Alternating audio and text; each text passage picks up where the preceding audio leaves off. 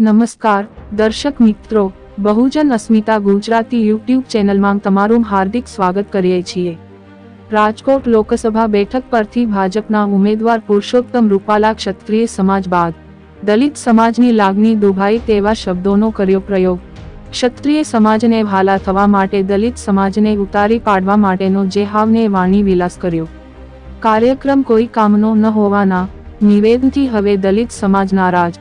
રૂપાલા વિરુદ્ધ atrocity act હેઠળ ફરિયાદ નોંધાવવા અરજી। રાજકોટ ભાજપના ઉમેદવાર પુરુષોત્તમ રૂપાલાની મુસીબતમાં ફરી વધારો થયો છે। ગોંડલમાં કરેલા નિવેદનને લઈ હવે દલિત સમાજની લાગણી દુભાઈ હોવાનું સામે આવ્યું છે।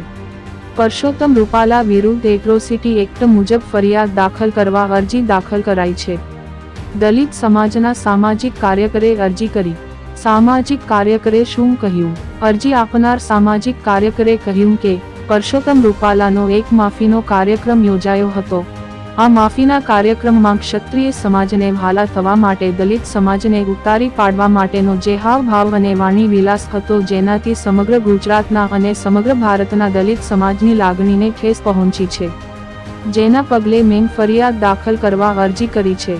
વંથલી પોલીસ સ્ટેશનમાં સામાજિક કાર્યકરે અરજી આપી છે।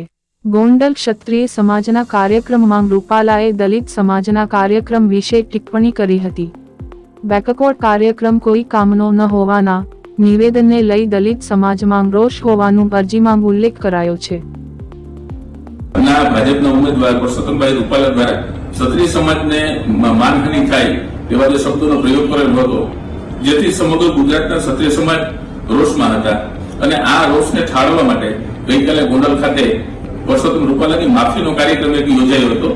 આ માફીના કાર્યક્રમમાં ક્ષત્રિય સમાજને વહાલા થવા માટે દલિત સમાજને ઉતારી પડવાના જે એના હાવભાવ અને જે વાણી વિલાસ હતો, એનાથી સમગ્ર ગુજરાતના અને સમગ્ર ભારતના દલિત સમાજની આસ્થાને એની લાગણીને ઠેસ પહોંચી છે।